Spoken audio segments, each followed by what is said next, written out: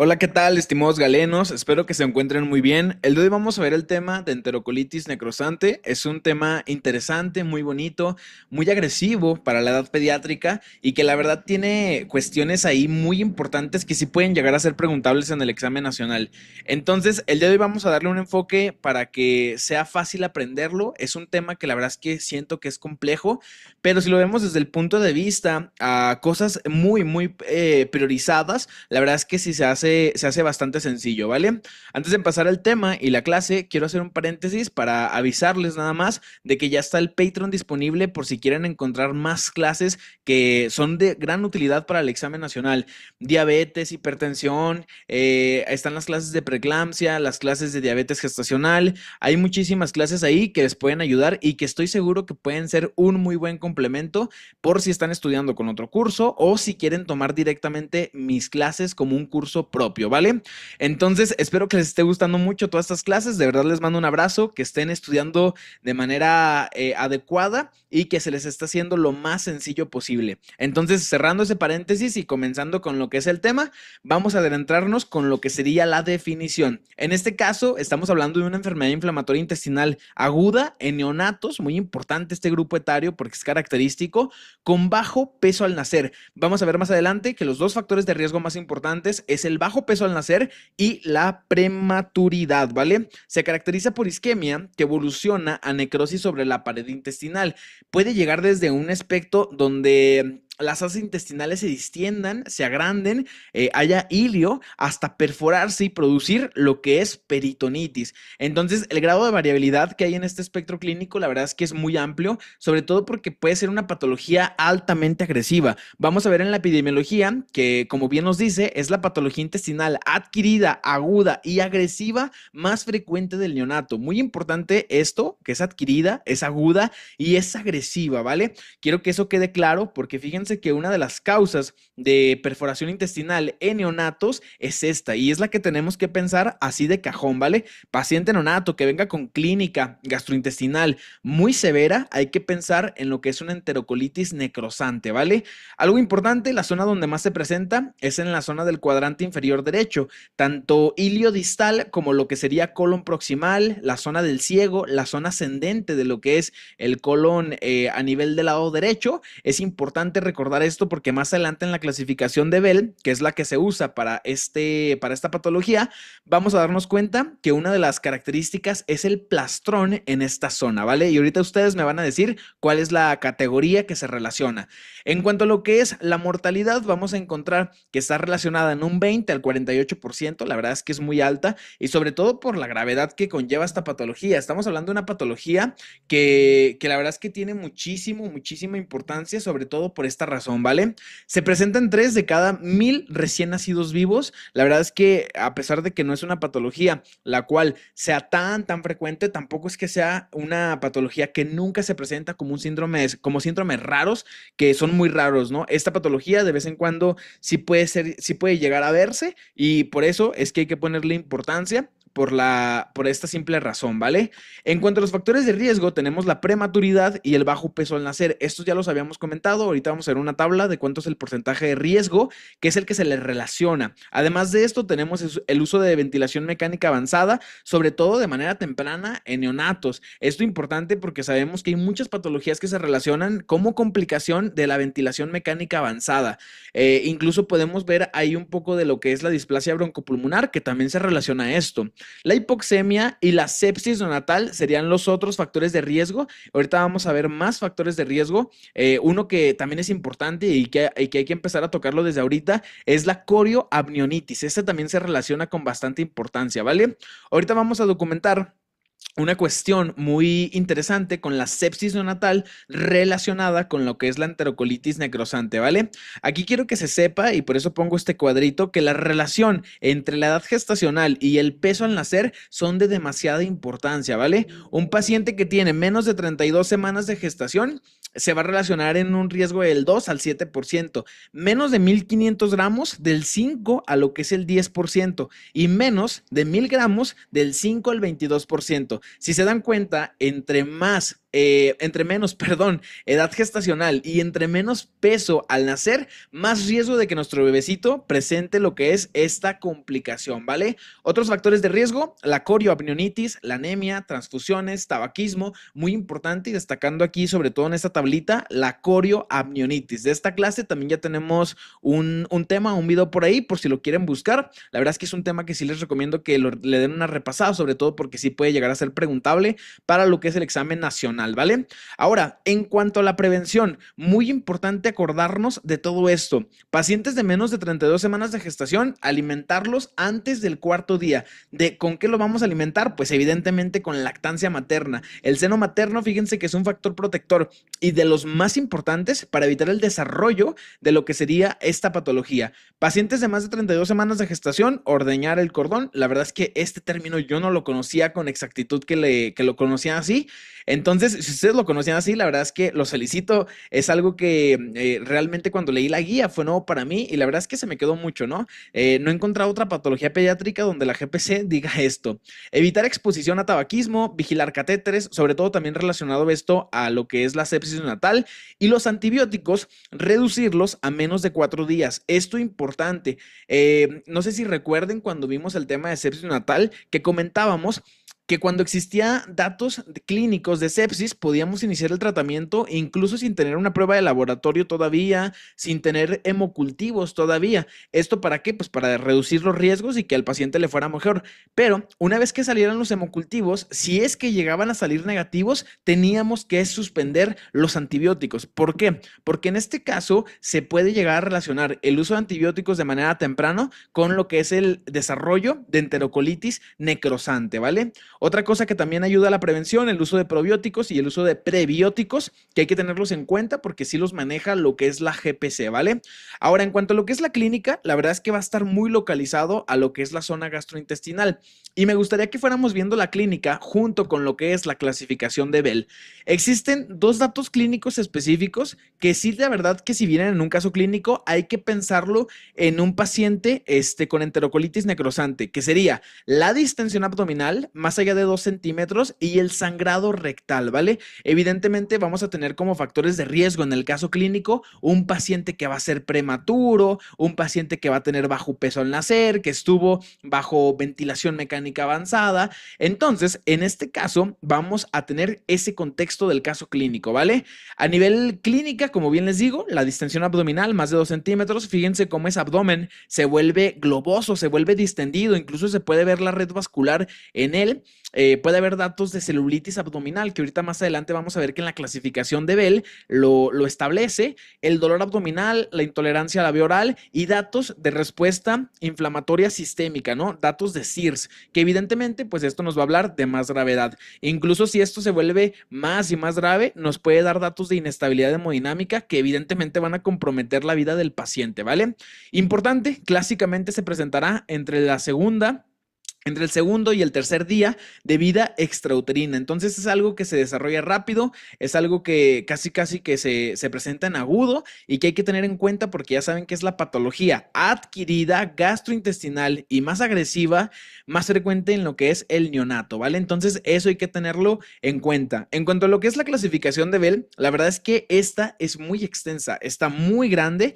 Y yo aquí lo que quise hacer es dejarle los puntos más rentables para lo que es esta clasificación. Sabemos que hay clasificaciones que son obligadas, ¿no? El APGAR, la clasificación de Silverman, esto hablando de pediatría, incluso hay otras clasificaciones que pueden ir como de cajón para el examen nacional. La clasificación de Alvarado también es una de ellas. Pero en este caso, la clasificación de Bell es una clasificación que hay que entender más que llevarla completamente de memoria a lo que es el examen nacional. Y fíjense, va a ir desde una etapa donde el paciente apenas empieza con lo que es la clínica hasta una etapa donde está perforado lo que es el paciente.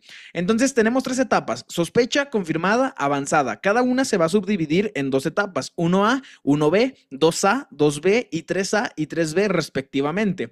Entonces el de sospecha, que va a ser el 1A y 1B, clínicamente van a tener fiebre y bradicardia. El 1A a nivel clínica intestinal va a tener emesis y a nivel radiografía va a tener ilio. El 1B va a tener sangrado rectal en la clínica intestinal, que acuérdense que esto era algo clásico que veíamos acá de este lado, y neumatosis, ¿vale? Muy importante, la neumatosis es algo casi que característico de esta etapa, de la etapa de sospecha. Algo importante, ¿por qué sucede esto? Pues básicamente todo lo que es la asa intestinal se empieza a distender, empieza a agrandarse y vamos a ver clásicamente en lo que es la radiografía, pues que todas las asas intestinales están llenas de ese gas que incluso pues está comprometiendo lo que es la arquitectura, ¿vale? Por eso vemos eso clásicamente. Después pasamos a la etapa confirmada, donde vamos a tener acidosis y trombocitopenia. Acá clásicamente, tanto en el 2A como en lo que es el 2B, vamos a tener el plastón en cuadrante inferior derecho, más la celulitis abdominal. Recuerden, el plastrón es en cuadrante inferior derecho porque estamos recordando que la zona donde principalmente se presenta es en ilion distal y colon proximal, que corresponde a esa zona en la topografía abdominal, ¿vale? Además de esto, vamos a tener gas en vena porta. Si se fijan en la radiografía, algo característico es que hay como este patrón intercalado entre radiolucidez y radioopacidad en lo que es el margen hepático, ¿vale? Entonces, eso es importante, eso es característico que lo busquemos en un paciente con este patrón, ¿vale? Entonces, vámonos al siguiente. El siguiente sería un paciente en la clasificación de Bell avanzado, donde vamos a tener ya inestabilidad hemodinámica, un paciente más grave, un paciente que en la 3A va a tener peritonitis e incluso puede llegar a tener ascitis. Y esto se da por la distensión de asas, el compromiso tan importante a nivel intestinal. Ya finalmente en el 3B vamos a tener perforación y obviamente si hay perforación a nivel radiografía va a haber neumoperitoneo. ¿Cómo vamos a documentar que existe neumoperitoneo? Pues vamos a tener clásicamente lo que va a ser el aire subdiafragmático, ¿vale? Hay que recordar que cuando el aire se escapa a nivel intestinal es frecuente que lleguemos a ver que el paciente presenta un dato radiográfico clásico, ¿vale? Si nosotros ponemos al paciente acostado, básicamente todo el aire sería hacia arriba, ¿no? Si tomamos la radiografía con el paciente parado, pues evidente, en bipedestación, pues el aire sería hacia la zona subdiafragmática, ¿vale? Acuérdense que el aire puede tomar estas dos zonas dependiendo de cómo es que se tome la radiografía. Aquí clásicamente lo que estamos viendo es este aire subdiafragmático que evidentemente hace evidencia de que hay gas suelto en lo que sería la cavidad abdominal, ¿vale? Entonces, importante, clasificación de Bell, aprendérsela de memoria, la verdad es que no, recordar ahora sí que los puntos más estrechos, más puntuales, más directos, pero no hay que sabérsela totalmente de memoria. Si es algo importante y que debo de mencionar, que el hecho de ya tener un patrón 3B va a requerir tratamiento quirúrgico. Ahorita más adelante en el tratamiento vamos a ver qué se va a relacionar con la clasificación de Bell. Entonces, echen un ojito, si quieren detengan el video aquí, anótenla en su libreta para que la tengan por ahí, tómenle una foto para que lo relacionen con lo que es el tratamiento. En cuanto a lo que es el diagnóstico, vamos a encontrar que lo primero que tenemos que sospechar es con la clínica, ¿vale? Una vez que tengamos una clínica compatible y empecemos a pensar todo el cuadro clínico, evidentemente con los factores de riesgo y todo lo que comentábamos, el primer estudio a solicitar a partir de aquí va a ser el ultrasonido abdominal. Acuérdense que el ultrasonido ha empezado a tomar muchísima importancia, sobre todo porque hoy en día pues se utiliza bastante, ¿no? Para muchas patologías. Y esto no es nada nuevo, de hecho ya desde hace muchos años se ha empezado a usar, pero hoy en día el ultrasonido tiene una importancia mega especial en los médicos. Entonces, bien importante eso, el ultrasonido, el primer estudio de elección en este caso. El segundo es la radiografía. Y aquí lo clásico que vamos a encontrar va a ser el patrón en migajas de pan. Algo importante, recuerden que esto no es característico porque puede haber muchísimos datos más, desde lo que es la ascitis, desde lo que es la neumatosis, el gas en vena porta, el neumoperitoneo con la salida del aire hacia todo lo que es la cavidad abdominal. Entonces hay que tener en cuenta todo esto. Sí, no es exclusivo este patrón en migajas de pan, entonces nada más a tenerlo en cuenta, ¿vale? Ahora, existen otros marcadores que se pueden llegar a usar, pero la verdad es que lo veo poco preguntable porque esto no es de primer nivel. Esto ya sería en un centro hospitalario grande, un instituto nacional, seguramente en los de perinatología, en el de pediatría, seguramente sí se han de usar, que es la proteína de unión a ácidos grasos, la PCR, bueno, esta sí la podemos llegar a encontrar en otros hospitales de segundo nivel de atención, y evidentemente también la monitorización continua de oxigenación tisular esplácnica. Estas tres se pueden llegar a elevar en caso de que lleguemos a tener lo que es una enterocolitis necrosante. Entonces, pueden ayudarnos, son marcadores muy específicos, son marcadores que evidentemente van a estar en tercer nivel y que sí hay que tener en cuenta, sobre todo porque los pone de manera muy selectiva en lo que es esta guía de la GPC, ¿vale? Entonces hay que tenerlo en cuenta. En cuanto a lo que es el tratamiento, en este caso, vamos a tener dos tipos de tratamiento, digamos, el conservador y lo que va a ser el quirúrgico. De inicio quiero que sepan que el dolor se va a tratar con morfina y se va a evaluar en el paciente pediátrico con una escala que se llama Comfort Neo. Esta escala yo la acabo de conocer, fíjense que cuando estaba leyendo la clínica, pues dije, obviamente estos pacientes no les podemos dar de que paracetamol o ibuprofeno, porque evidentemente el dolor tan agresivo que tienen estos pacientes ha de ser muchísimo, ¿no? Entonces, morfina es lo ideal para el manejo del dolor. Evidentemente, todo basado en la clasificación de Comfort Neo, que esa es la que vamos a aplicar para ver cómo se encuentra el paciente, ¿vale? En cuanto a lo que es la base, el ayuno y el antibiótico van a ser la base y el pilar de todo lo que es el tratamiento. Vamos a ver más adelante también que se puede efectuar lo que es un tratamiento quirúrgico y algo importante, todos los niños deben ser ingresados a la UCIN. Evidentemente estamos hablando de una patología que, como ustedes se dan cuenta, pues no son enchiladas, o sea, es una patología muy grave y tiene que ser evaluado por un neonatólogo, incluso por lo que es cirugía pediátrica, porque vamos a ver más adelante que puede ocupar tratamiento quirúrgico, ¿vale? Entonces, ante etapa de sospecha 1A, 1B de la clasificación de Bell, vamos a dar antibiótico por 3 días y vamos a hacer cultivos, ¿vale?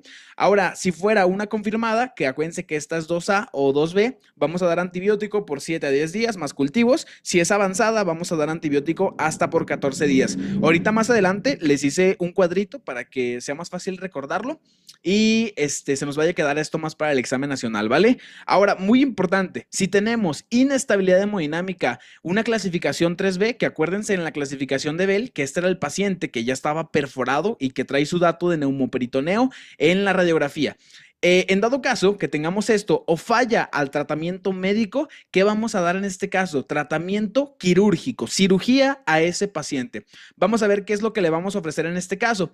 En este caso, si tenemos un paciente de menos de 1 kilo, menos de 1000 gramos, vamos a utilizar el drenaje peritoneal. Si pesa el paciente más de 1000 gramos, vamos a hacer una LAPE con resección de anastomosis. Algo muy importante, también depende de la extensión de la lesión. Si la lesión en extensión es menos del 70%, se va a practicar lo que es una resección y anastomosis. Si es un paciente que tiene una lesión de más del 70%, se va a hacer una derivación intestinal, ¿vale? Y fíjense, el algoritmo pues prácticamente nos ayuda a resumir todo esto, ¿no? Una enterocolitis necrosante en clasificación de Bell 2A, manejo médico iniciando por esto, ¿no? Vigilancia estrecha de signos clínicos, radiológicos, metabólicos. El paciente mejora, ok, seguimos con el mismo tratamiento. El paciente no mejora o tiene un avance en la clasificación de Bell, ya se hizo un 2B o ya se hizo ya sea un 3A o un 3B de la clasificación de Bell, que recuerden que esto ya sería muy grave. Aquí ya tuviéramos en este paciente el plastrón, la celulitis, el gas en vena porta, puede estar ya con peritonitis, puede estar con neumoperitoneo. En este caso, como ya está muy avanzado, ¿qué es lo que vamos a hacer? Pues tratamiento quirúrgico, ya sea el drenaje peritoneal, que acuérdense que el drenaje peritoneal se va a practicar en pacientes que pesen menos de 1000 gramos o menos de 1 kilo. Si el paciente no tiene inestabilidad hemodinámica y todavía no cumple este criterio, se le puede realizar lo que es una laparotomía, una LAPE, evidentemente para hacer la resección y anastomosis, ¿vale? Entonces, esto muy importante, recuerden que el otro criterio es el peso, menos de 1 kilo, drenaje peritoneal, más de 1 kilo, LAPE con resección de anastomosis. Dependiendo la extensión de la lesión, ya saben que es derivación intestinal o resección y anastomosis. Recuerden que aquí el punto clave es 70%, menos del 70% o más del 70%. Ahora, en cuanto a los antibióticos, aquí tenemos dependiendo según los estadios, ¿no? Estadio 1 de la clasificación de Bell por 3 días. Estadio 2, ya sea 2A o 2B, vamos a darle el tratamiento antibiótico por lo que serían 7-10 días. Si es de la clasificación 3, lo vamos a dar hasta 14 días. Y algo importante, fíjense los antibióticos que se pueden llegar a usar: ampicilina y gentamicina, ampigenta, metronidazol, evidentemente metronidazol para cubrir anaerobios, piperacilina, tazobactam y meropenem en la clasificación 3 de la clasificación de Bell. Evidentemente acá ya nos vamos más fuerte, incluso con carbapenémico, porque evidentemente esta es una patología que sí puede llegar a comprometer la vida del paciente e incluso pues que el paciente muera por esto, que esto sería algo muy triste, ¿vale? Quiero que se den cuenta que se usa, al igual que en sepsis neonatal, los mismos antibióticos. En sepsis neonatal la base está dada por ampicilina más un aminoglucósido, que puede ser gentamicina o puede ser amicacina. Entonces, básicamente es lo mismo que se usa, ¿vale? Ampigenta. Ya saben que si es un estadio 2A o 2B, donde el paciente pues prácticamente ya ocupa un tratamiento más avanzado con metronidazol. ¿Por qué? Porque este paciente se puede llegar a perforar y pues evidentemente tenemos que cubrir contra todos los anaerobios que se encuentran a nivel gastrointestinal, ¿vale? En caso de que tengamos un paciente alérgico a penicilinas, podemos usar lo que sería cefotaxima más lo que sería metronidazol. Evidentemente siempre hacer cultivo para hacer antibiograma y gracias a eso pues poder ajustar el tratamiento antibiótico. Esto no viene como tal per se en la GPC, el tratamiento específico por antibiótico. Sí lo menciona como tal, pero no dice de que te tienes que dar esto específicamente. Entonces, esto fue lo que encontré más actualizado, sobre todo en artículos mexicanos y que tienen mejor evidencia. Y pues les recomiendo también que se aprendan este como esquema. No creo que vaya a ser preguntado directamente. De hecho, veo muchísimo más preguntable que en sepsis neonatal nos pregunten los antibióticos, ¿no? Que evidentemente es lo mismo: ampi, genta o ampi amicacina, ¿no? Entonces, esto es importante. Simplemente conocerlo y eso sería lo más importante de este tema. Espero que les haya gustado mucho. De verdad es un tema, la verdad es que es bonito. De pediatría podría decirles que me gustó bastante, sobre todo porque a mí pediatría no es algo que me apasione mucho. De hecho, podría decir que es la materia que podría decir que menos me apasiona, pero aún así hay muchas patologías de pediatría que la verdad es que se me hacen muy interesantes y que la verdad son muy bonitas. Entonces, les mando un saludo, les mando un abrazo. Si ustedes quieren ser pediatras, seguramente este tema les apasionará bastante y pues espero que les haya gustado mucho. Muchas gracias a todos y les mando un abrazo.